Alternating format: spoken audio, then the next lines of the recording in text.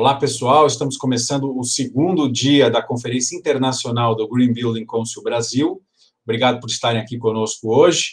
E esse ano, você já sabe, de uma forma diferente, online, né? Você pode acompanhar todos os nossos programas, checar a programação, acessar os conteúdos na íntegra que a gente está disponibilizando para vocês no nosso site, que está aí na sua tela. Nosso evento desse ano tem como tema a nova grande onda, vocês já sabem. E aqui comigo, Felipe Faria, o CEO do Green Building Council Brasil. Felipe, tudo bem? Para a gente começar, eu queria que você falasse um pouco sobre a abrangência e a importância do nosso evento. Tudo bem, Edu? Bom, Edu, a conferência Green Building Brasil, Conferência Internacional Expo, né, desde 2010, é a data mais importante dentro do nosso calendário anual aqui do movimento de Green Building. E agora nesse formato online, aliás, a gente tinha iniciado isso já no ano passado, né, independente de pandemia, as sessões técnicas já estavam sendo online. A online é gratuito, né, então a ideia era abranger o maior número de profissionais de todo o Brasil, para que não precisasse ter o deslocamento, gastos, né, a mais com viagem. Então a gente, fazendo online, a gente deu um pulo, um salto de 1.000 participantes para 7.000, todo o Brasil, mais 29 países, né? Então, dentro do papel de você disseminar o conhecimento, é a principal plataforma hoje do Green Building, é o nosso evento. A partir de hoje, a gente vai apresentar para vocês uma cuidadosa curadoria com trechos das mais de 50 sessões técnicas que a gente recebeu aí de profissionais de todas as partes do Brasil e até de outros países, né? Um conteúdo fantástico que já está disponível no nosso site. Hoje a gente vai falar de temas que estão ligados à eficiência energética e gestão e capacitação profissional nessa área, né? Incluindo dois super projetos ligados à Schneider Electric. O pessoal da Schneider vai estar aqui conosco mais para frente no programa para contar os detalhes, os segredos desses projetos aí, icônicos, muito bacanas que eles colocaram para funcionar. Então, vamos começar. A primeira sessão que o nosso time aqui de especialistas escolheu para mostrar fala sobre um tema muito atual, que são as ações que, de fato, o setor está realizando para cumprir a transição energética programada entre 2020 e 2030. Vamos assistir e a gente volta para comentar. Bom dia para todos, meu nome é Jefferson Soares. Queria trazer a perspectiva da eficiência energética dentro do planejamento energético, né? Fundamentalmente, esse problema do planejamento energético é o atendimento da demanda de energia de forma mais econômica, sustentável, tanto de ponto de vista ambiental quanto social. Isso pode ser feito de diversas formas, seja através de blocos de energia maiores, como é o caso daqueles produzidos por hidrelétricas, por termoelétricas, fósseis ou não fósseis, por energia eólica e solar, mas também por alguns blocos de energia menores, né, que são contidos nos recursos energéticos distribuídos, que inclui a micro e mini geração, né, que é muito famosa nos painéis solares, e também inclui a eficiência energética, né? A eficiência energética, como a gente vê nessa curva aqui colocada no lado esquerdo superior, ela tem uma contribuição fundamental para reduzir a demanda que está representada nessa curva azul, né? Que é extraída do Plano Decenal de Eficiência Energética 2029, né? A eficiência energética, dentre os recursos energéticos distribuídos, ela corresponde a quase 1/3 dessa contribuição, e, ao mesmo tempo, se a gente quiser olhar em perspectiva os valores e montantes dessa contribuição até 2029, isso seria equivalente a retirar a necessidade de expansão de uma unidade hidrelétrica de 9,5 gigawatts, o que equivale aproximadamente à usina de Xingó, que se situa entre os estados de Sergipe e Alagoas. Então, o recado fundamental que a gente tem aqui é que a eficiência energética é um recurso muito importante e que nós precisamos contar com ela, sim, para o atendimento da nossa demanda. Outro recado bastante importante é que nessa contribuição, o setor de serviços e o setor residencial, que essencialmente congregam o setor de edificações, eles têm quase 60% dessa contribuição. Então, essa é a segunda mensagem que gostaríamos de deixar aqui. A importância desse setor na contribuição da eficiência energética no país. O Brasil, em 2019, consumiu 545 terawatt-hora. As edificações têm um papel importantíssimo no nosso consumo. Ela representa em torno de 52% desse consumo. Além desses 52%, elas também contribuem na demanda da potência do sistema elétrico durante o horário de ponta.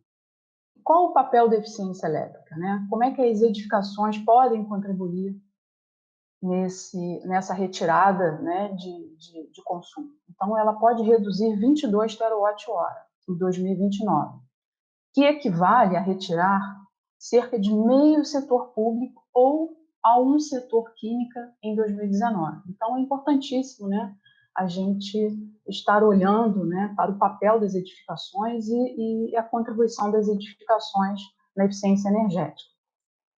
Então, aqui no escopo do nosso trabalho esse ano, né, nós focamos nas 3 medidas prioritárias: etiquetagem compulsória para as edificações, vendo questões de nova metodologia, necessidade de treinamentos, laboratórios, criação de um banco de dados centralizados. A medida 2 foi relacionada à questão de benchmarking, diagnóstico energético, então vendo a metodologia, desenvolvimento de benchmarking, quais tipologias seriam aplicáveis, ferramentas permitidas para o usuário, né, e gestores conseguirem avaliar a sua edificação, treinamento, certificação operacional e o monitoramento também dessas ações. E na medida 3, nós vamos tratar de índices mínimos de equipamentos de ar-condicionado, vendo a questão de metodologia, infraestrutura para a criação desses MAPs, a questão de agenda regulatória, comunicação e treinamento dos profissionais. Então, passando para a medida de índices mínimos de equipamentos de ar-condicionado, queria aqui retomar um dado de que em 2035 é previsto um aumento de 30 terawatt-hora, mais ou menos, nesse setor de por causa do uso intensivo do ar-condicionado. Então, por isso, o grande impacto dessa medida. Então, qual que é o objetivo dessa medida? É, de fato, promover uma nova metodologia e infraestruturas para que os índices mínimos de eficiência energética de ar-condicionado sejam altos e que o consumo de energia seja reduzido ao longo do tempo. Então, para isso, as fases foram pensadas na mesma estrutura que eu comentei de diagnósticos. Então, primeiro, definição de metodologia, estabelecer uma infraestrutura. Daí, nesse caso, é fundamental definir uma agenda regulatória, publicação das portarias e a questão do plano de comunicação e capacitação. Então, aqui nós apresentamos, né, as 3 medidas prioritárias: etiquetagem, benchmarking, diagnósticos e índices mínimos de ar-condicionado no setor de edificações nos próximos anos. Aqui nesses 3 gráficos a gente mostra a comparação das economias e os custos mínimo e máximo envolvido para cada uma dessas medidas, né? Então vocês podem ver, né, a economia acumulada, né, até 2030 de etiquetagem, né, está na ordem dos 3.000 gigawatt-hora, né, sendo que o custo mínimo, o custo máximo aqui, chega na parte, né, de 14 milhões de investimento das entidades públicas. Na parte de benchmarking de energia, né, e diagnósticos, nós temos aqui economias na ordem lá de 10.000 gigawatt-hora e custos máximos envolvidos lá pela casa dos 15 milhões de reais para a implementação dessa medida, pensando que os maiores gastos serão, de fato, na etapa de implementação dos diagnósticos energéticos em escala nacional. Aqui na parte de MAPs, de ar-condicionado, né, índices mínimos de performance, nós temos as maiores economias previstas entre as 3 medidas, né, então aqui na ordem de 140 mil gigawatt-horas de economia acumulada até 2030 e com um custo mais inferior comparado com os demais também na casa dos 5 milhões de investimento, né, pensando também que diversas etapas que a Letícia mencionou já estão em curso, né, já foram financiadas dentro do PAR-Procel, né, dos anos anteriores, então aqui os custos também já foram amortecidos, né. Felipe, vamos começar falando da nota técnica emitida pelo EPE, a empresa de pesquisa energética, em agosto agora, pouco mais de 2 meses atrás. chama-se Ações para a Promoção da Eficiência Energética nas Edificações Brasileiras, no caminho da transição energética. O que você acha das propostas desse documento? A gente tem uma riqueza de propostas, né, de sessões técnicas em matéria de eficiência energética, né, em edificações, né. O trabalho da EPE, aliás, participou a analista de pesquisas, que é a Ana Cristina Braga Maia, né, que inclusive ela participou da elaboração do último plano decenal de energia. É bem assertivo. Primeiro, eles contextualizam a ideia do desafio energético no Brasil. Então, eles verificam que, olha, para você ter a gente ter o crescimento no PIB médio nos próximos 10 anos, entre 2,5% a 3%, que seria uma ideia de crescimento econômico na média, a gente vai aumentar a necessidade de consumo de energia elétrica. Cruzando com o balanço energético nacional, eles verificam, olha, 52% de toda a energia elétrica produzida no Brasil é consumida em edificações comerciais, públicas, residenciais. E aí eles passam a traçar, diante disso, edificações têm um papel muito importante nesse desafio de você, em tese, aumentar a produção de energia por conta desse crescimento econômico esperado. Ele falou assim, olha, mas é muito mais barato, mais rápido você investir em eficiência energética do que apenas em aumento de produção de energia. Então, eficiência energética, ele ganha um ponto, em edificações, é um ponto primordial identificado nesse desafio da agenda brasileira, né? Então, e aí ele começa a traçar alguns planos, né? Olha, uma das ideias é você fazer uma etiquetagem compulsória, ou a gente avançar no tema do benchmark de energia, ou ser um pouquinho mais austeros num desempenho mínimo para sistema de ar-condicionado, porque eles falam, né, o quanto que tem crescido, né, aumentado o número de venda de ar-condicionado no segmento residencial, né. Então, é muito assertivo, sim, o cenário identificado e as propostas para essa transição. Vale muito a pena assistir. Cumprir essa agenda de transição energética 2020-2030, acredito que passe muito também pelas políticas públicas, né? Na sua opinião, quais os maiores desafios para os gestores de políticas públicas para implantar essas diretrizes? Eu acho que assim, eu mencionaria né, são vários, né, mas o que eu menciono, mesmo porque também a gente vai abordar numa próxima sessão, é avançar no tema do benchmark energético, né? A partir do momento que a gente tem um benchmark robusto, que a gente identifica qual que seria uma média aceitável de consumo energético por tipologia de edificação, de acordo com suas características, né, a gente consegue estimular políticas públicas, seja tornando compulsório ou não uma etiquetagem, ou políticas públicas de incentivo, para que as edificações façam uma readequação, tendo sempre como meta atingir pelo menos o benchmark que classificaria ela como uma edificação eficiente. Então, acho que essa agenda do avanço em matéria de benchmark, passar a discutir com maior ênfase desempenho de edificações, vai abrir caminho para políticas públicas de incentivo no que tange eficiência energética em edificações. Aproveitando que você comentou aí sobre o benchmark, vamos assistir a próxima sessão, os trechos que a gente separou, que fala justamente sobre isso, né?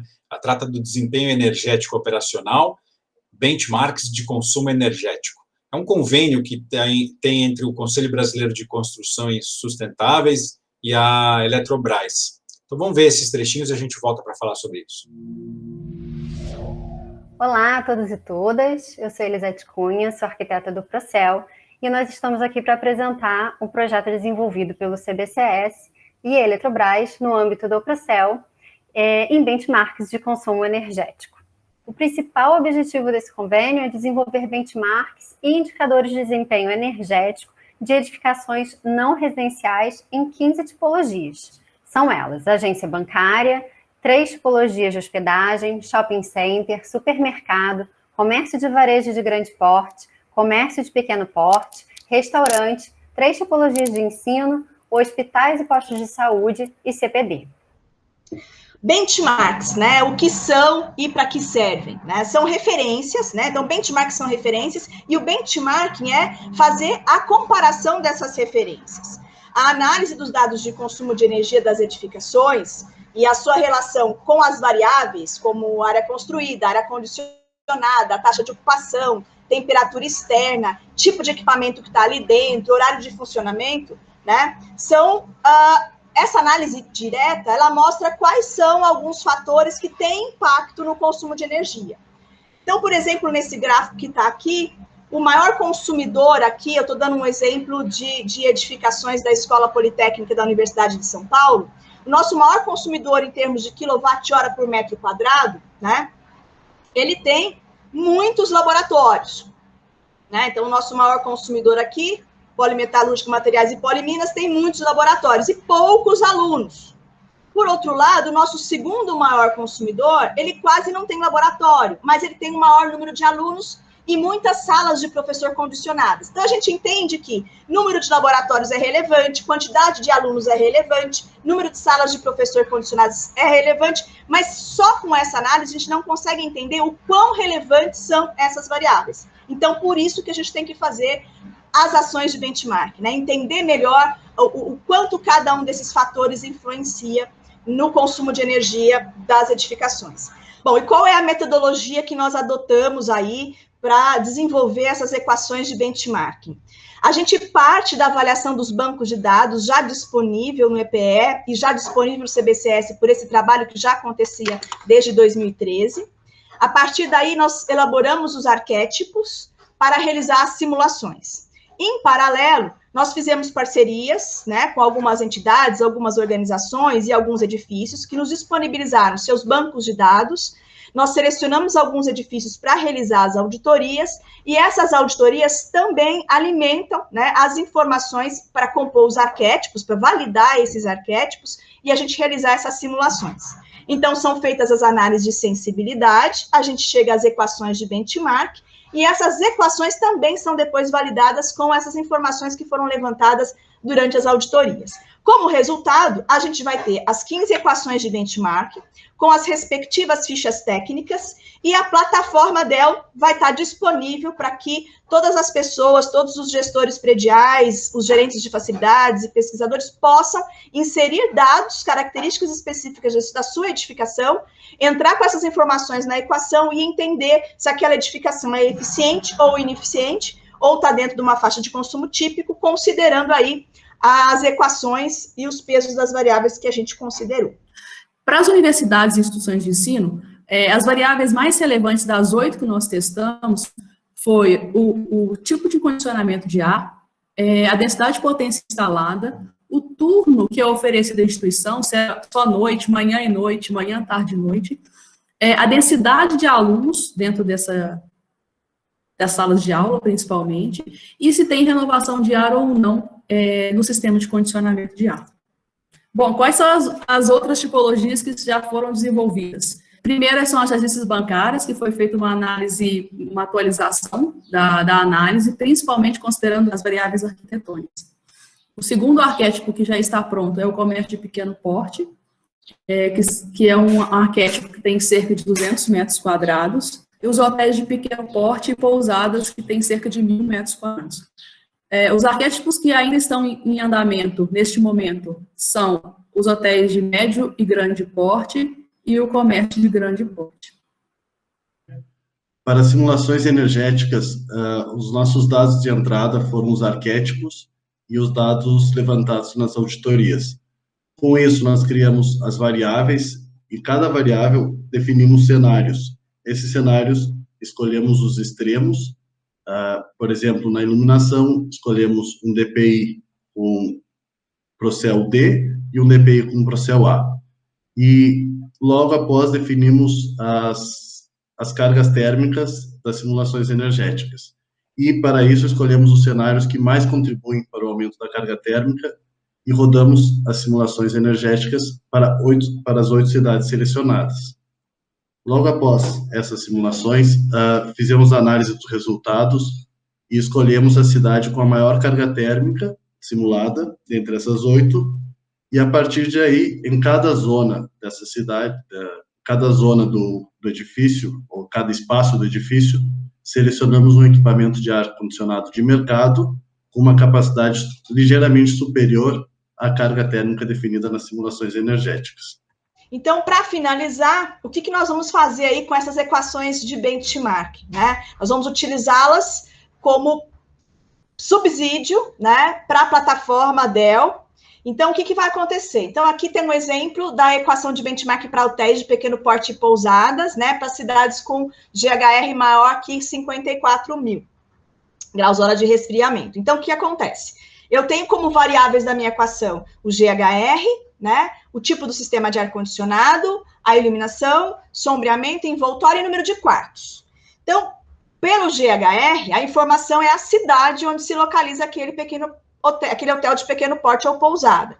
O tipo do sistema de ar-condicionado, na equação ele entra como 1 ou como 2, mas a informação que eu entro na plataforma é o tipo do sistema, que é a informação que o usuário consegue já de cara já preencher ali, a densidade de potência da iluminação instalada e o sombreamento por edifícios vizinhos, se existe esse sombreamento ou se não existe esse sombreamento. Os elementos de vedação externa e cobertura, né? Então, é a transmitância térmica das paredes e cobertura e o número de quartos. Então, como é que isso acontece?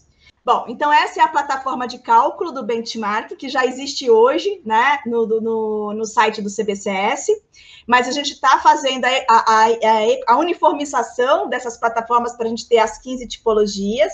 Então, naquelas informações que vieram da equação, então, cidade, você coloca a informação da cidade, né, a cidade, o estado, a gente coloca aqui as informações do tipo do sistema, densidade de potência. Então, a gente vai desenhar uma plataforma para que o usuário possa entrar com essas informações, inclusive com as informações de consumo energético dos últimos 12 meses, né, ou dos meses que ele quiser se comparar. E a equação que vai estar aqui por trás, ela vai mostrar nessa escala aqui, né, qual é o consumo, né, em termos de quilowatt-hora metro quadrado ano, que aquele edifício que os dados foram entrados aqui aparece, e ele vai mostrar se esses 200 kWh metro quadrado ano representam uma eficiência, né, se eles estão numa faixa típica, né, do padrão brasileiro, ou se ele é ineficiente. A relevância disso, por exemplo, é que eu posso ter um edifício que consome 200 kWh metro quadrado ano, pode ser até uma escola, a mesma escola. Se ela estiver numa outra cidade, com outros tipos de equipamentos, submetida a outro tipo de sombreamento, com uma quantidade diferente de quartos, os mesmos 200 kWh metro quadrado ano, nessa outra configuração, né, pode aparecer como eficiente. Então, aí está a importância da equação de benchmark. Felipe, queria começar agora esse trecho do nosso bate-papo, pedindo para você comentar um pouco sobre a importância desse convênio entre o Conselho Brasileiro de Construções Sustentáveis e a Eletrobras. O que você acha? Se a gente está falando que esse movimento de Green Building está relacionado com os desafios de mudanças climáticas, os desafios são muitos. A gente precisa ter uma grande escala, a gente tem que ter uma agenda forte no que tange readequação energética em edificações existentes. E a questão de ter um benchmark detalhado do que é o consumo energético em edificações, né, nas suas diversas tipologias, é um passo essencial para avançar nessa agenda. Bom, a gente segue agora para a terceira sessão do programa de hoje, um tema fundamental aí do momento, né, que tem a ver com a especialização profissional para encarar os avanços da área energética. A gente está falando de criação de empregos e especialização nas profissões ligadas ao setor aí. Vamos assistir e a gente volta para comentar. Olá, pessoal! Vamos falar sobre digitalização na área de energia e quais são os profissionais demandados no futuro. Então, quando a gente fala de digitalização no setor de energia, quais temas nós estamos falando, né? Então, nós estamos falando do aspecto de Big Data, da inserção de medidores inteligentes nas edificações, da otimização do sistema de transmissão de energia, de questões da resposta da demanda do setor elétrico, o uso de smart grids, IoT, tendo smart houses e também um grande tema chamado cibersegurança, né? Cada vez fica mais evidente a importância dessa temática e de tratar esse assunto no setor elétrico brasileiro, né? Então, nós estamos falando da integração da geração distribuída junto às redes de distribuição, o desenvolvimento de tecnologias associadas à rede, capacitação, treinamento profissional, tecnologia e resposta à demanda, infraestrutura de comunicação, conscientização da sociedade, iniciativas e projetos demonstrativos, também o desenvolvimento de tecnologias de mercado, plataformas de software, testes de laboratório, certificações e também uma análise socioeconômica tarifária do setor, né? Também temos aqui uma análise feita pela MidCity Projetos sobre a geração de empregos diretos na área de eficiência energética, na qual o cenário nível 3 é para atingir justamente as metas de contribuição nacionalmente determinadas para a gente conseguir cumprir com as metas do Acordo de Paris.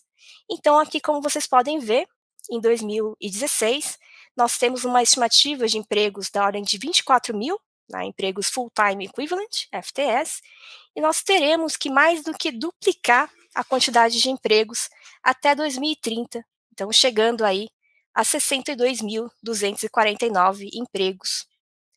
Os temas que balizaram esses estudos, né, que foi o tema de mobilidade sustentável, voltados principalmente para a parte de eletromobilidade, a parte de geração de energias renováveis, e a gente tem um destaque aqui também para essa integração de geração distribuída, micro e mini geração, a parte de redes elétricas inteligentes, que envolve aí sistemas de transmissão e distribuição de energia, e também as tecnologias já do lado da demanda, né, dentro das unidades de consumo, também impactadas por essas tendências. A indústria automotiva já está contratando engenheiros de robótica, cientistas de dados e especialistas em inteligência artificial.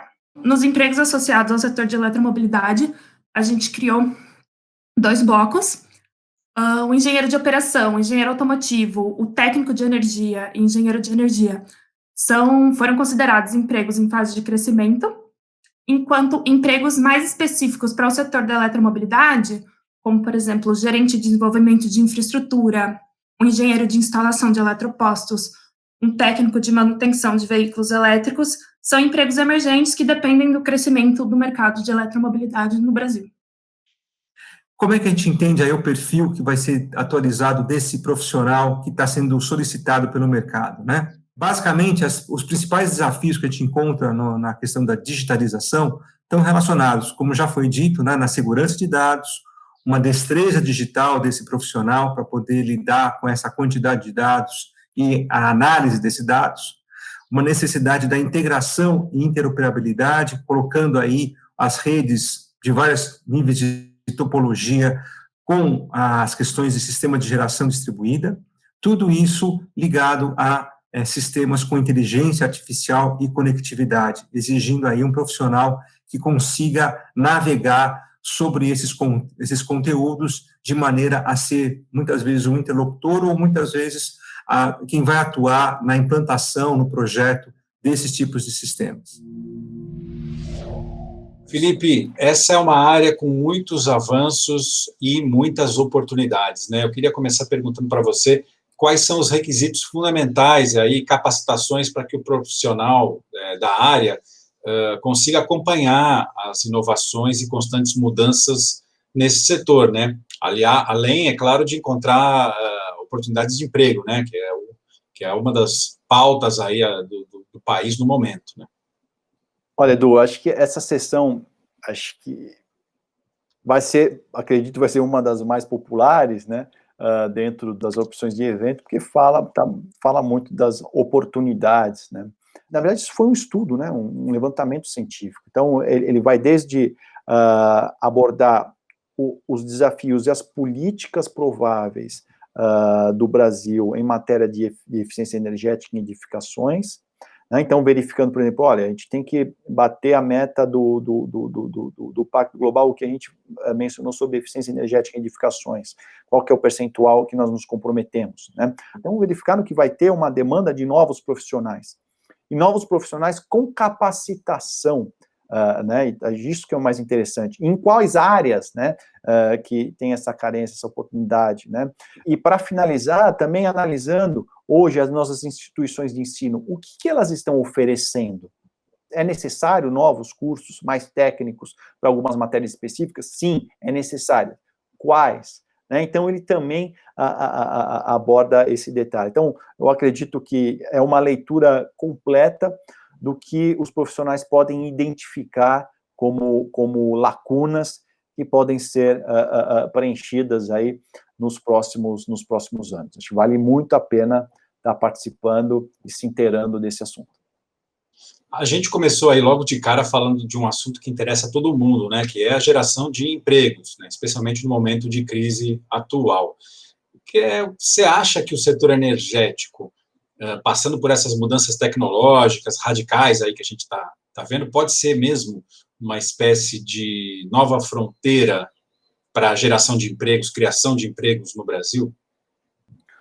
Com certeza, e dentro daquilo que é os desafios, as fortes tendências em termos de emprego no mundo todo, né? Digitalização, inteligência artificial, né? IoT, estão trazendo também essas inovações tecnológicas presentes, né? Já há profissionais que se destacam nisso, né? Mas a demanda vai ser tão grande que aí tem já foi identificada uma carência. Então, com isso, uma grande oportunidade, né? Então, eu acredito que, sim, profissionais em eficiência energética faz parte dessa agenda de profissionais do futuro. Ou profissionais para que nós tenhamos futuro. É isso aí. Você acha, aí, diante de tudo que a gente está vendo, que, de fato, nós estamos presenciando uma revolução nesse setor aí com a digitalização do setor de energia? Nós estamos vivendo esse momento muito especial e por isso temos que nos adaptar e encontrar novas especializações e novas formas de nos adaptarmos ao mercado de trabalho. A gente está vivendo essa revolução, de fato? Estamos vivendo, um dos exemplos disso é o próprio evento dessa semana, né? Totalmente online. Agora, voltando para a palestra, acho que uma mensagem interessante que foi proposta por um dos palestrantes, em termos de características desse profissional, que além de ter toda essa bagagem em matéria de inovação tecnológica, conhecimento sobre isso, né, aí são algumas características, talvez, até relacionadas à personalidade, né, que você ter uma capacidade de trabalhar em colaboração com outros pares, né, e ter uma certa multidisciplinariedade, um conhecimento um pouquinho multidisciplinar, que lhe permite trabalhar com maior fluência dentro de um processo colaborativo, em contato com profissionais de outras áreas, né? Porque hoje, quando a gente fala de eficiência energética em edificação, é como se fosse analisar uma edificação como um corpo humano, né? Onde os diversos sistemas dessa edificação, eles se comunicam, né? Então, eles têm influência entre si, né? E eu acho que você conseguir criar conciliar essas influências, né, é um dos pontos para você conseguir maximizar a eficiência dentro de uma ideia de custo-benefício. E agora, falando um pouco desse olhar holístico, integrado que você mencionou aí, a gente segue com as duas próximas sessões que vão trazer dois cases de muito sucesso da Schneider Electric e que tem exatamente esse DNA aí de olhar o prédio de uma forma completa, né, multidisciplinar, como você falou, né. Nesse primeiro case que a gente vai mostrar agora, a gente vai falar sobre gestão inteligente, lá no empreendimento que é icônico lá no Rio de Janeiro, que é o Ventura Corporate Tower. Aí vamos assistir agora e a gente volta para comentar com dois convidados especiais aqui da Schneider, que vão contar os segredos desse projeto para nós. Vamos assistir e a gente já volta. A BR Properties é membro fundadora do GBC Brasil e também um membro oficial da US GBC também. Possui diversas propriedades com certificação LEED e é a primeira também que obteve a certificação WELL. Os principais desafios em projetos de retrofit seria a questão de utilizar os sistemas mais modernos e atuais, né? Obviamente sempre com foco um pouco também na questão de custo, né? Claro que todo projeto, a viabilidade dele econômica é extremamente importante, porque impacta diretamente no bolso do proprietário, né? Então, pensar numa solução que pudesse atingir o mínimo custo possível, né? E, com relação à eficiência energética, o outro ponto, era um ponto de importância aí para o prédio, né? Fazer com que a eficiência energética global aí do empreendimento fosse otimizada, né? Então, as soluções foram todas pensadas nesse sentido, né? O Ventura também é um empreendimento com a certificação LEED Gold, então todos os critérios, todas as avaliações possíveis para manter essa certificação LEED Gold também é importantíssimo para a gente aqui da BR. Muita coisa estava fora de operação, muita coisa fazia operação manual, muitos dos sistemas, os locatários acabaram refazendo de maneira despadronizada. Então, existia um sistema de automação, a gente quase que por obrigação no contexto do AAA, porque, na verdade, o prédio tinha muita operação manual. A gente, em algum momento, eu lembro que ficou essa questão de 2 sistemas trabalhando simultaneamente, né? Então, a gente tinha uma linha da Andover, né, Schneider, né, na sequência, que era o servidor do contínuo, e, paralelamente, vinham, né, os novos equipamentos, né, com os novos gerenciadores da Schneider, com já a linha do Structure. E a gente chegou ao momento que os 2 sistemas estavam funcionando em paralelo, né? Acho que nesse ponto foi o ápice do desafio, porque, assim, 2 sistemas independentes, porém com controles numa mesma torre, e a gente conseguiu, de certa maneira, né, o pessoal da equipe de manutenção, a operação conseguiu, de maneira bastante efetiva, né, utilizar ambos sistemas até que, né, por completo, o sistema que foi sendo substituído, né, como houve a atualização para uma linha mais nova, fosse concluído. Então, isso foi o ponto mais desafiador, assim, entenda-se, até para a nossa equipe de operação e manutenção aqui durante o processo. E, paralelamente a isso, a gente tem a nossa operação também, né? A gente, antes de fornecer qualquer tipo de acesso, né, para nesse nível de controle, tem uma integração que a gente faz com os locatários. A gente explica como é o sistema, o que é o sistema de ar-condicionado, quais são os limites, né, o que ele pode obter do nosso sistema, que às vezes o locatário tem uma outra visão de algum outro espaço, um outro entendimento, né? Ainda de uma maneira um pouco mais superficial, mas a gente costuma integrá-lo para que ele saiba exatamente o que ele pode, né, obter com o funcionamento do sistema. E nesse alinhamento é fundamental, porque a gente reduz tanto a parte, uma vez que ele tem acesso ao sistema, ele faz o próprio controle, e quando ele não atinge, ele já faz uma triagem do que pode ter sido o problema. Então, assim, o número de solicitações via helpdesk também cai bastante. Em linhas gerais, né, de resultados obtidos que a gente teve, então, os sistemas foram todos integrados, assim, a interface gráfica é bastante moderna, amigável, né, Pablo? Inclusive, na época da implantação, houve várias sugestões de como fazer esse layout, então é um layout bem clean, né, como a gente costuma falar, mas assim, bastante operacional, com as informações bem claras, né, para a parte de operação.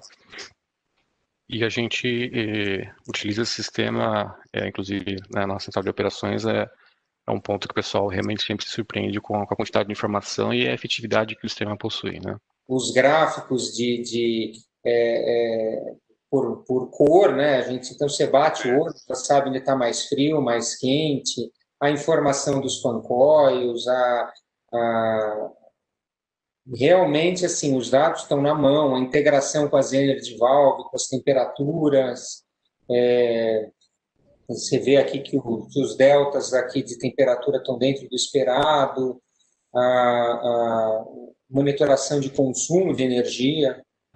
Essa questão da gestão operacional entre administração predial, o projetista e integrador, né? Isso é fundamental, né? Muitas vezes você tem reformas, tem obras, se você não tem esse alinhamento muito bem feito, entre aspas, né? E você acaba gerando alguma série de empecilhos para que o processo, né, que o projeto avance com qualidade. Então, desde que o projetista tem todas as especificações, tem tudo corretamente ali definido e aprovado, né, inclusive pela nossa engenharia, no integrador, realmente ali com a equipe à disposição, o papel da administração predial é fundamental nessa etapa, porque faz a interface direto com os locatários e te viabiliza todos os acessos, todas as condições necessárias para você realmente concluir o serviço com qualidade e num prazo desejado, né?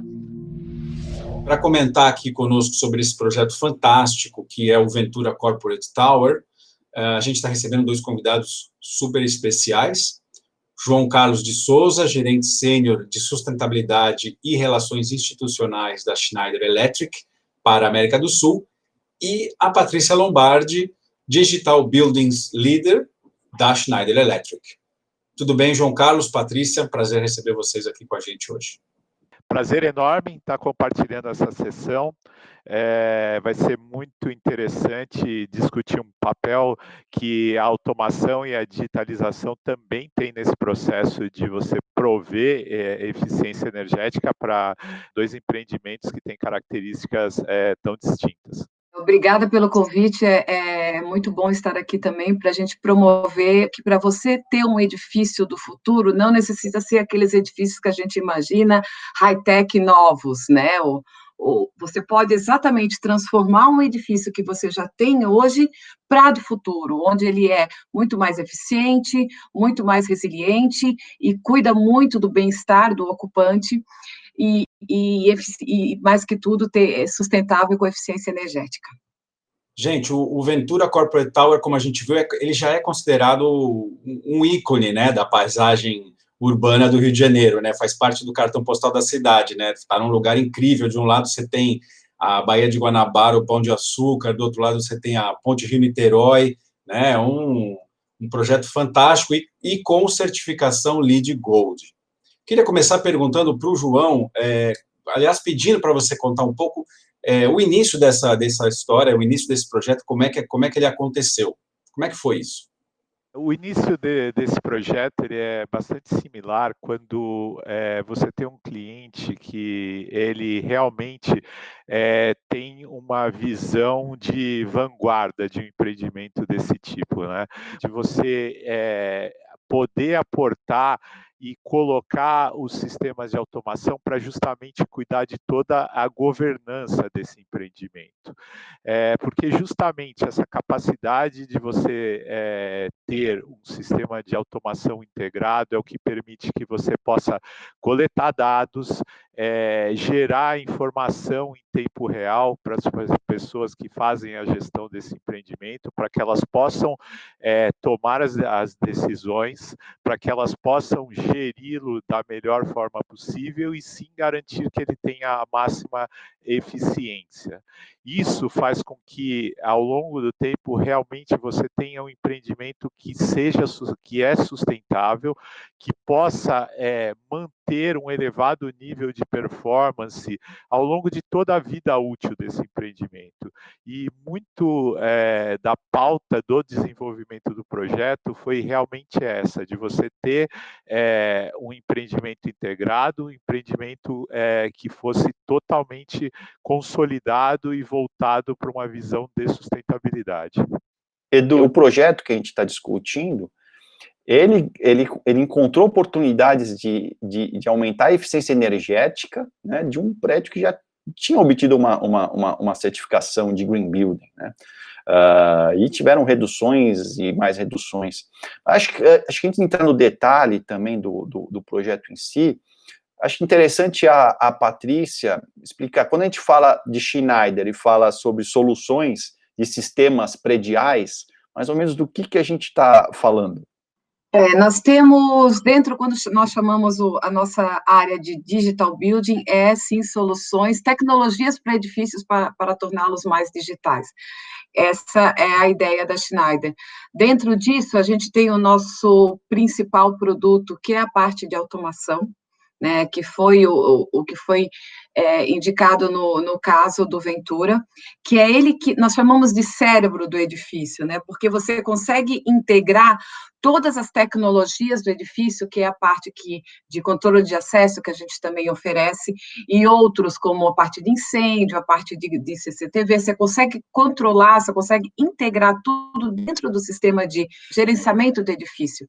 E mais que tudo, o importante é você também ter a visão de quem vai gerenciar esse edifício, né? A gente, às vezes, encontra em alguns edifícios algumas telas, alguns dashboards que realmente é um pouco difícil de se compreender, né? E quando o usuário final, ele consegue compreender e consegue sacar, tirar as informações que precisa do sistema, certamente ele pode implementar ações que vão melhorar a performance do edifício. Essa é a nossa ideia. Essa questão que a gente está discutindo aqui do retrofit, né, é uma coisa que me desperta muita curiosidade para saber como é que faz para você adaptar uma edificação desse porte, né, e há um novo modelo, há um novo sistema, né? Como é que funciona, né? Porque imagino que é uma tarefa das mais complexas, né?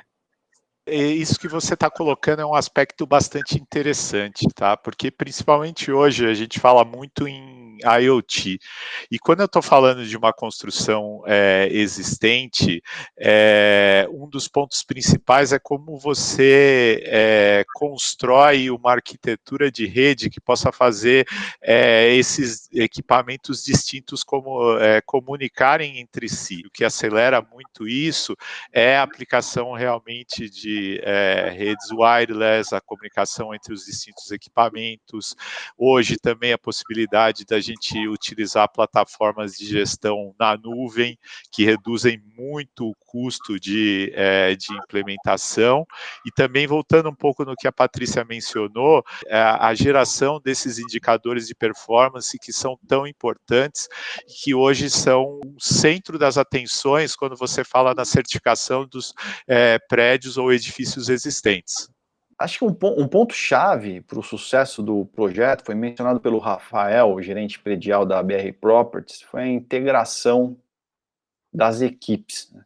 A administração predial com o projetista, a equipe da Schneider, né? Acho que o quanto que isso é importante, né? E pensando nessa ideia que o sucesso de um grande projeto, ele depende também de outros, dos parceiros, né?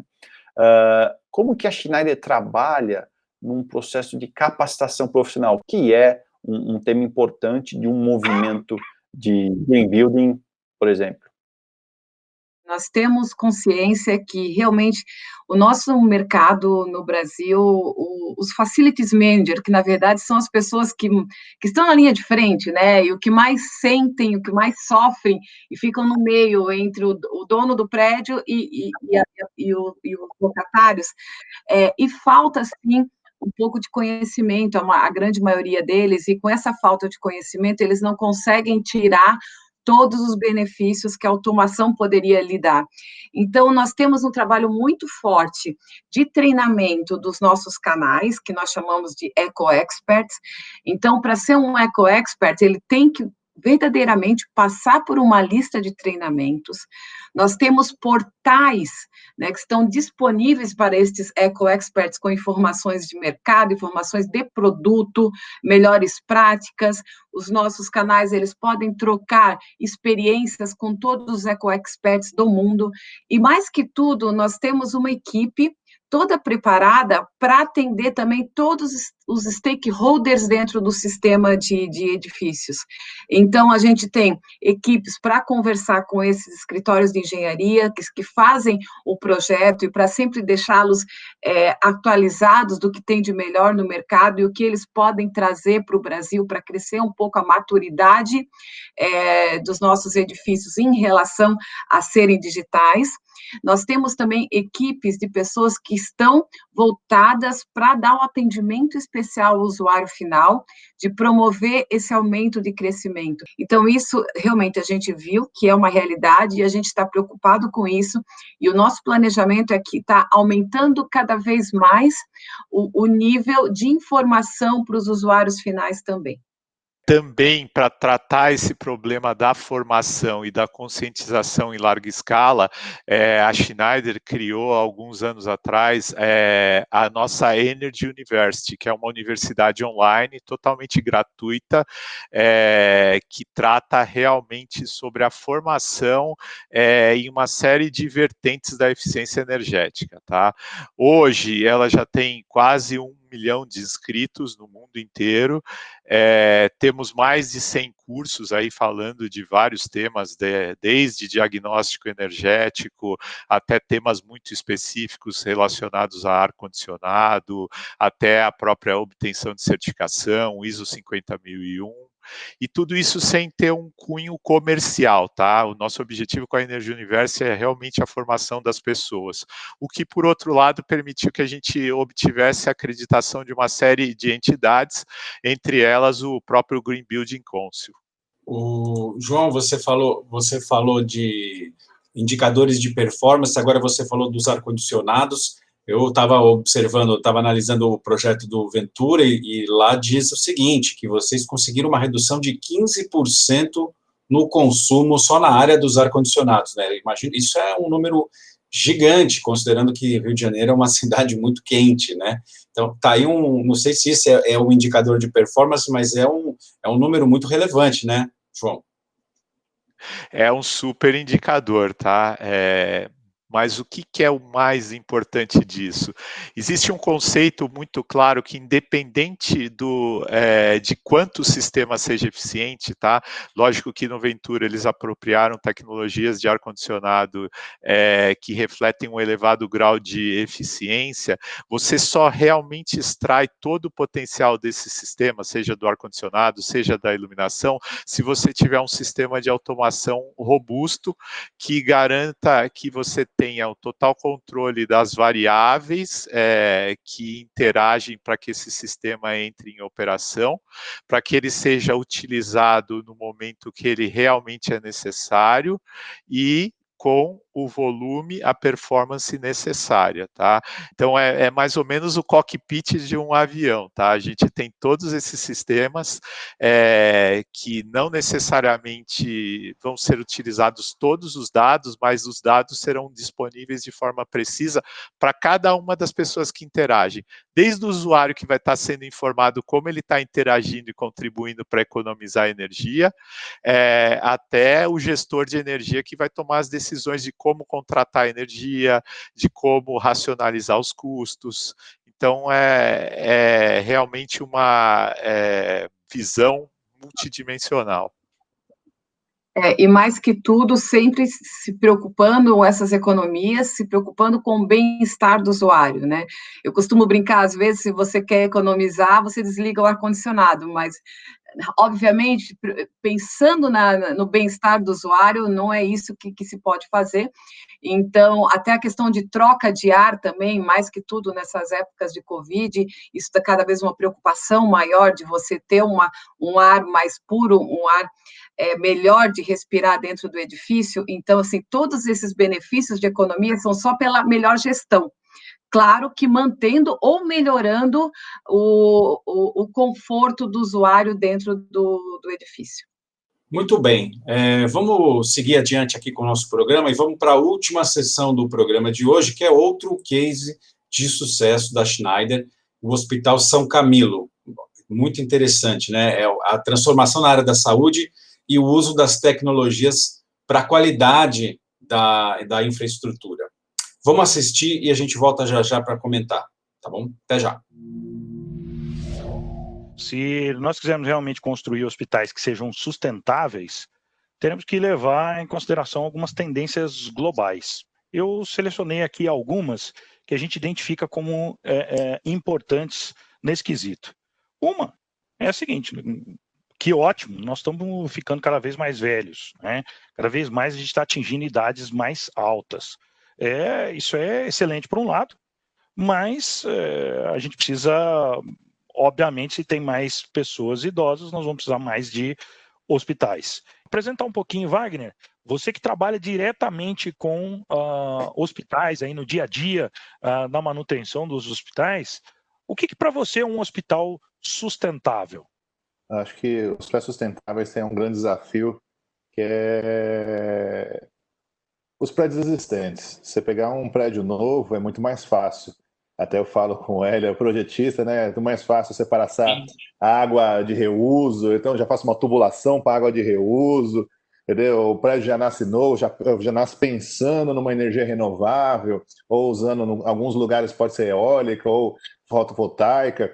O grande desafio é transformar um prédio existente sustentável, que é o que nós estamos tentando fazer na rede de hospitais São Camilo. E a gente tem um pilar, que é o pilar de HVAC, que é a parte de ar-condicionado, energia e água, que são os grandes consumidores, os grandes vilões, quando você fala em cidade. Então, a água, por exemplo, você pega hoje sistemas de aquecimento de água, ele não tem um sistema de recirculação. Então, hoje no hospital, a gente está num projeto novo, que é o quê? Criar uma recirculação de água quente. Hoje, os grandes hospitais que usam o sistema de água quente acabam esperando toda a água fria sair e chegar a um consumo adicional de água. Com o advento da pandemia, demonstrou-se um consumo muito maior de água, e é uma tendência hoje de ter um consumo maior de água. Energia, tá? O que está fazendo nos hospitais? O que está garantindo ele? No caso, passamos das lâmpadas tradicionais de incandescente, viemos para lâmpada fluorescente e hoje estamos falando lâmpada de LED. Mas lâmpada de LED não é só trocar a lâmpada de LED. Quais são os impactos que a lâmpada de LED dá nos equipamentos eletromédicos? Então, tudo isso tem que ser levado em conta. E quando um paciente adentra o hospital, ele não imagina a quantidade de tecnologia que está por trás de tudo aquilo para suportar, para que ele tenha um bom atendimento, para que os dados dele sejam armazenados, para que ele tenha um conforto, uma segurança e um bom atendimento. Então, a internet, né, desvendar a inovação digital é tudo isso. É fazer com que você tenha segurança, que você seja atendido rápido, sem ter que esperar muito tempo. Então, todas essas informações, ela está na inovação digital que vem por aí. E a gente também já vai se preparando para a iminência do 5G, né, que logo vamos ter mais comunicação, mais velocidade, mais coisas conectadas. Então, nós temos que desmistificar os avanços de conectividade. Então, equipamentos que antes não eram conectáveis passam a ser conectáveis, passam a ser monitorados, né?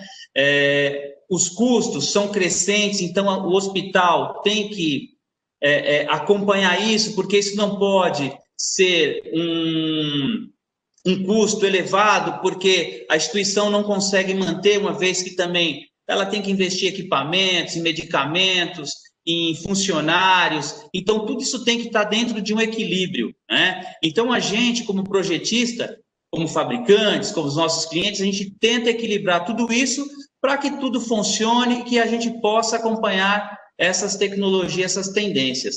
E ter um parque instalado que facilita a sua integração e a sua manutenção. Então, um pouco aí foram essas premissas aí que a gente trouxe para esse projeto. Foi muito desafiador encontrar um fabricante que atendesse a todos esses requisitos, porque nós sabemos que são poucos. Muita exigência. É muita exigência, e a gente sabe que a Schneider atendeu e nos surpreendeu positivamente nesse quesito. Tudo isso são ações que a rede de hospitais está investindo, de forma geral, para trazer também qualidade e segurança ao paciente, que é o nosso mantra. A segurança do paciente está acima de tudo para nós. Então, o Hospital São Camilo é um hospital que foi inaugurado em 1960 e ao longo dos anos ele acompanhou o crescimento da população, os avanços científicos e tecnológicos voltados para o atendimento médico hospitalar. Então, eu imagino que existiam inúmeros desafios, né, para serem resolvidos, para modernizar a edificação e tornar ela mais eficiente. Começar com a Patrícia. Patrícia, como é que você vê o case do São Camilo? Eu acho que é importante. O setor hospitalar, ele é um ambiente crítico e que está cada vez mais consciente da importância do IoT, de inteligência artificial, para poder melhorar não só o conforto, como também a qualidade do atendimento aos seus pacientes, né?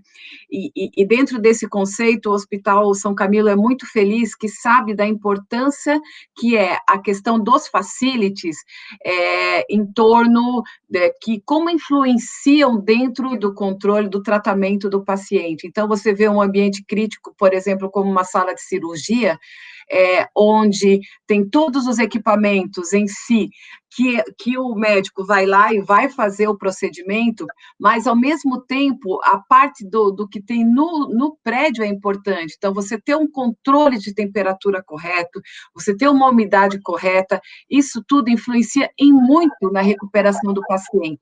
E é isso que a gente mostra nesse caso, a preocupação que o São Camilo tem nisso, do controle, da qualidade do ar, e como eles sabem e têm consciência que a interação desses itens pode ser cada vez melhor para a qualidade de atendimento do hospital. Agora, esse também é um projeto de retrofit num hospital, onde vidas dependem do bom funcionamento dos equipamentos.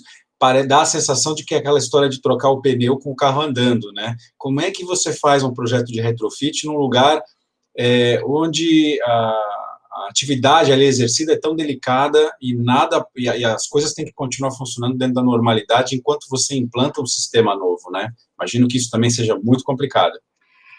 E isso realmente, especialmente em hospitais, é complicado, e daí vem mais uma vez aquilo que a gente fala, o trabalho em equipe, né? Então, a interação entre a Schneider, entre o nosso Eco Expert, que é o nosso integrador, que vai instalar o sistema, e as necessidades do usuário final, né? E agendar as tarefas de acordo com o que se permite dentro da agenda do hospital, e também, à medida do possível, a gente costuma aproveitar o que já tem instalado, de maneira a não interferir no dia a dia do edifício, nesse caso, um hospital que é de missão crítica, mais importante que tudo. Você sabe, o que mais me impressionou nessa sessão é que a gente, primeiro que, vendo o ambiente hospitalar, acho que todos os hot topics hoje do movimento de Green Building, eles fazem ainda mais sentido quando você vai numa edificação de missão crítica, né? Alta eficiência energética, conforto, saúde e bem-estar, essa ideia de prédios inteligentes, né? E o quanto que... E aí você fala conforto, saúde, segurança. A equipe que lida nessa parte dentro da Schneider, com os projetos hospitalares, é a mesma em prédios corporativos ou em outras tipologias do prédio? Tem que ter uma capacitação diferenciada? Os equipamentos são os mesmos? São vários equipamentos. Quando a gente fala de BMS, os equipamentos são muito similares. O que diferencia um pouco é na arquitetura, na maneira como você vai montar esses equipamentos e programar os equipamentos. E a gente tem também, mesmo para os nossos canais, que nós chamamos novamente de Eco Experts, a gente também tem uma formação especial em hospitais, né? E eles podem conhecer todos esses níveis de equipamentos que influenciam na gestão do edifício, e eles podem inteirar e saber o que é mais importante para o hospital, como que ele pode obter a melhor performance, e mais que tudo, como você falou, segurança, né? Você, pondo o exemplo na prática, com o BMS, você pode até fazer a gestão de quanto de combustível tem os geradores, para ver se ele vai estar pronto para ligar imediatamente na hora que tiver algum problema de energia, por exemplo.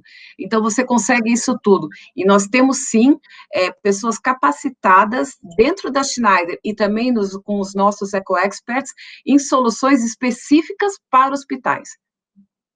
Felipe, quando você fala um pouco de como os equipamentos são distintos, hoje a gente tem um hospital, é uma mescla de hospital e data center.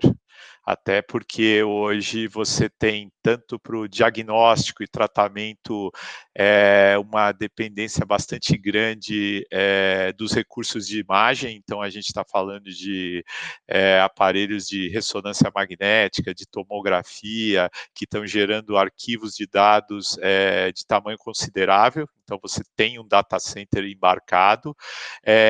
Quando a gente fala da missão crítica, todas as redundâncias hoje são bastante parecidas entre os dois empreendimentos, e num ponto bem específico, para as salas de operação, a gente tem o sistema elétrico concebido de uma forma um pouco diferente, com equipamentos bastante específicos, porque quando você está operando um paciente e você faz as incisões, está procedendo à cirurgia, ele perde a característica de resistência dele, então a gente tem que ter um sistema elétrico isolado, diferenciado, e aí tem uma gama de equipamentos específicos para que a gente consiga construir esses sistemas.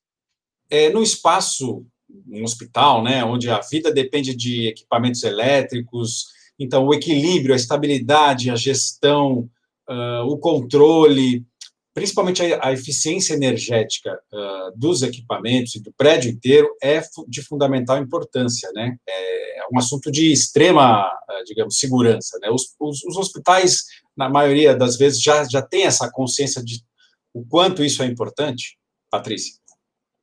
Na nossa visão, e que a gente anda pelo mercado brasileiro, infelizmente, ainda o nível de consciência é baixo, né? É a mesma coisa que você falar, a gente sabe que para os hospitais ainda é fundamental, e claro que é fundamental você investir em bons equipamentos de tomografia, ressonância, a questão das análises e todos os equipamentos dentro de uma sala de cirurgia é importante, só que às vezes não se dão conta, né, se não tem um bom controle da energia, um bom controle do edifício, todo esse investimento em equipamentos pode ir para o ralo, né, pode se acabar. Essa maturidade em relação a compreender a criticidade da boa gestão do edifício em relação aos equipamentos de atendimento ao paciente, a gente realmente precisa melhorar no território do Brasil. Complementando um pouco, né, a gente sabe, é muito claro que qualquer hospital de referência, ele deseja ter o maior número de ativos de maquinário para que ele possa realmente ter um portfólio de diagnóstico, de análise, o mais moderno possível, o mais flexível possível. Mas tudo isso passa hoje, para que isso funcione, para que ele tenha um sistema elétrico, um sistema de energia crítica que seja extremamente robusto. No passado, a gente já teve algumas ocorrências, por exemplo, que em hospitais de grande porte, um sistema de geração de energia não entrou em um momento crítico. E isso é um problema enorme, é um problema que, em muitos casos, a gente tem relatos aí no mundo inteiro, contribuíram para um enorme desgaste da imagem desse hospital, uma grande quebra de credibilidade e, principalmente, não se está cuidando dos ativos. O mais moderno aparelho de tomografia, ele vai apenas e tão somente entregar toda a sua performance se ele tiver uma fonte de energia que seja extremamente confiável. Nós não podemos, por exemplo, ter interrupções de energia quando nós estamos fazendo um número grande de cirurgias bastante críticas. Nós não podemos ter interrupções de energia que eventualmente nos impeçam de acessar os dados médicos de um paciente que chegou à emergência desse hospital. Então, hoje passa muito por construir uma infraestrutura que seja segura, confiável, resiliente, para aí depois sim a gente colocar todo o aparato médico e poder entregar o melhor desempenho de um hospital. É o melhor dos mundos quando o cliente que vocês estão conversando é o end user, porque é mais fácil para discutir até eventualmente questões de payback ou identificar oportunidades de ganhos econômicos por redução de perda, por exemplo, em áreas que a gente nem imagina. Na apresentação eu também vi uma discussão sobre a qualidade da energia que chega, que vocês também conseguem monitorar, porque isso pode danificar ou não um equipamento de hospital, e equipamentos de hospitais são caríssimos, né? End user é diferente quando vocês conversam nesse sentido? Felipe, é fundamental para nós estarmos muito próximos do usuário final por uma característica bastante específica. O que vai fazer a diferença da experiência e que vai nos dar a possibilidade de ser extremamente preciso nos benefícios que vão ser entregues, nessa avaliação do retorno do investimento e principalmente na adaptação às necessidades específicas de um usuário ou de um empreendimento, essa proximidade, esse trabalho. Em vários empreendimentos desses, além de nós sermos o provedor de automação, nós também somos a empresa que dá a consultoria em sustentabilidade, em contratação de energia. Então, mescla o nosso papel de ser não só um provedor de tecnologia, mas sim uma empresa que dá uma orientação para a estratégia de longo prazo desse hospital. Eu queria agradecer demais os nossos convidados aqui presentes, o João Carlos de Souza e a Patrícia Lombardi, da Schneider Electric, e ao Felipe Faria, CEO do Green Building Council Brasil. super obrigado pela presença de vocês. A gente volta amanhã às 11 horas, dando sequência ao nosso evento, com mais conteúdos especiais selecionados para você. Na tela aí você pode ver o nosso site. E nele você terá, ao longo da semana, acesso às mais de 50 sessões técnicas que nós recebemos de todas as partes, inclusive sobre os 2 cases da Schneider Electric que a gente acabou de discutir. E também ao papo na íntegra que tivemos com o pessoal da Bresco no programa de ontem. Aliás, só para você ficar com gostinho, vamos ver mais um trechinho aí onde falamos sobre o B Corp e o PRI nessa excelente sessão. Dá só uma olhada. Eu sei que a Bresco foi a primeira empresa de investimentos imobiliários a conquistar a certificação B Corp. O que é exatamente essa certificação e como é que vocês chegaram lá? Como é que a Bresco conseguiu? O movimento B, na realidade, ele é um movimento que procura agregar empresas e empresários para construir uma economia mais inclusiva e mais compartilhada. Então, você olha para os impactos que o seu negócio está gerando, tanto no aspecto social como no ambiental e na comunidade onde ele está inserido, e mensura isso, dá transparência para isso e, com isso, promove melhorias, né? E aí, quando a gente conheceu o Movimento B, em 2017, a gente achou que fazia sentido medir os nossos impactos socioambientais. Você tem que ter uma pontuação mínima para conseguir a certificação. Na época, a gente ainda não tinha. Então, a gente foi atrás de melhorias dos nossos processos, procedimentos, e feitos essas melhorias, a gente entrou no processo de certificação propriamente dito, em que você é auditado em cima daquilo que você responde um formulário. E fomos surpreendidos porque, na realidade, a nossa pontuação era bem mais do que era necessário para certificar. Inclusive, em 2019, depois a gente até ganhou um prêmio de ser Best for the World, né, do B Corp, que é um reconhecimento das empresas que tem a pontuação, os 10% superiores em termos de pontuação em determinado aspecto. E a gente ganhou isso em relação justamente as questões ambientais, e eu acho que é muito por conta, né, dessa nossa preocupação de certificar os novos empreendimentos, ou empreendimentos ainda que a gente não certifique, e ir atrás das melhores práticas para ampliar a eficiência energética e tudo mais. A Bresco também assinou o Principle for Responsible Investment, que é apoiado pelas Nações Unidas, né?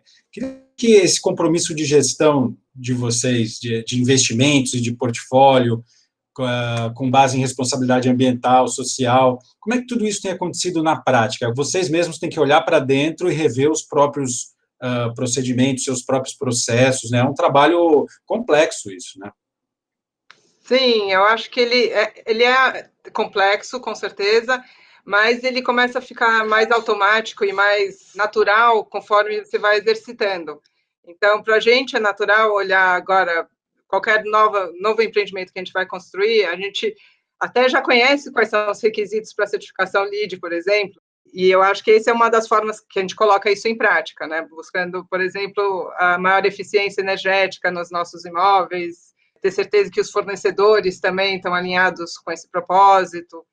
E mesmo quando a gente compra um imóvel que já está pronto, a gente busca trazer melhorias para esse imóvel, para adequá-los, criando maior sustentabilidade no próprio empreendimento. Outro aspecto que a gente coloca isso na prática, é quando se identifica que tem alguma contaminação ambiental do imóvel. Então, o próprio ato de descontaminá-lo e trabalhar no gerenciamento dessa contaminação, eu acho que é uma forma de colocar isso em prática. E eu acho que a gente ganha muitos pontos, né, nas certificações, né, de B Corp, e conseguindo dar mais transparência disso através do PRI também, por conta dessa nossa preocupação. E a mesma coisa se aplica nas questões sociais, em que a gente sempre olha as comunidades nas quais a gente está inserido e como a gente afeta a comunidade e como que a gente pode trazer alguma coisa positiva, né, além dos empregos. Então, a gente está sempre buscando formas, e isso vai ficando mais natural quanto mais você exercita. Então,